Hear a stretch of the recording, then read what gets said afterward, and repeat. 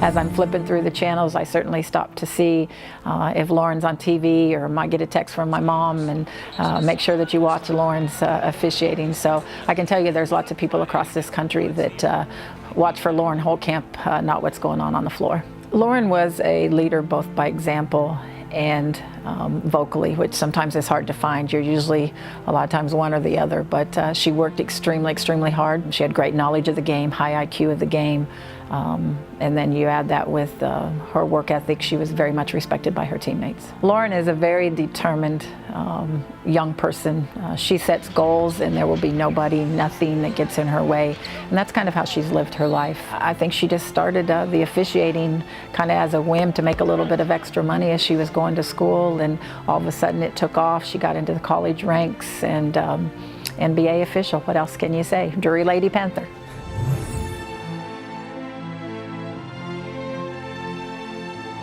Drury prides itself on graduating students that are well-rounded, that are out to serve and to change the world. I can't think of a better example than Raymond Hackett. He invented a koozie that has a strap on it so that you can put it around your shoulder and free your hands. Everybody's used to koozie. He just simply adds a strap to it and builds a company out of it, and basically builds a life out of it. He's been able to travel on an annual basis to Burma. Every January he goes over there and spends a month, and he's done a variety of different projects. He's provided clean water, drip irrigation, farming, found schools, helped with education. He's worked with healthcare.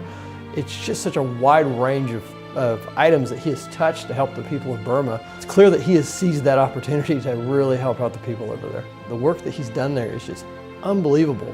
And we've found it hard to believe that he had done all this work for all these years with very little fanfare, and really felt like, you know, he's earned this recognition with what he's done in Burma.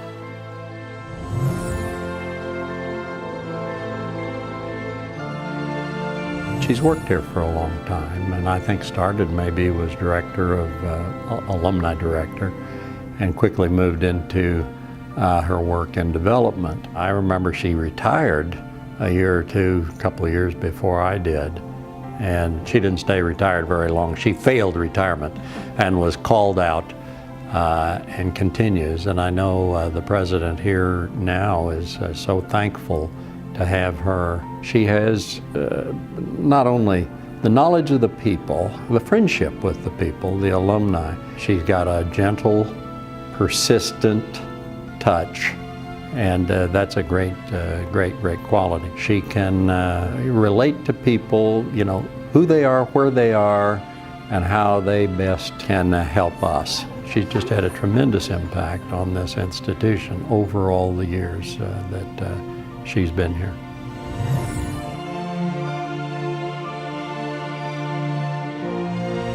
He saw that a liberal arts education was really the best thing that he could do.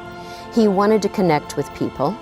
He wanted to help people, and that's something that he's done his entire life. Gene was here in the early 60s with all of the unrest and things that were going on. He was one of the ones who stood up in his 4 years here and said, hey, you know, let's just think about this. Gene is a great mentor. He's someone that you can sit down and talk to, and you know he's going to give you good advice. He's going to listen to you and help you navigate through the path of life. And giving to others is something that I think he truly enjoys. He just has such wonderful qualities for an individual to have. And I think Drury helped to make those qualities even better.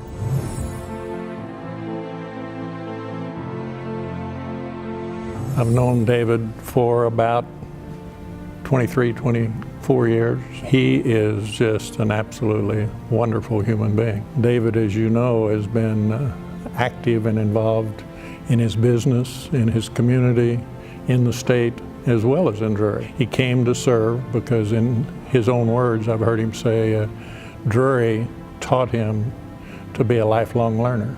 I'm impressed with him as not only as a friend, but as a leader. He is dynamic and powerful, and Drury's not the only one that's benefited from that.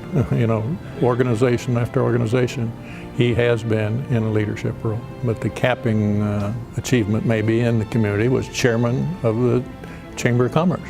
Now, what more can you do than that? I think the main thing that I would like to leave David with is just how much I admire him as an individual, as a family man, and as a leader. He is just second to none, and I've known a lot of folks in a lot of positions, but whatever he says, whatever he does, it's going to get done right.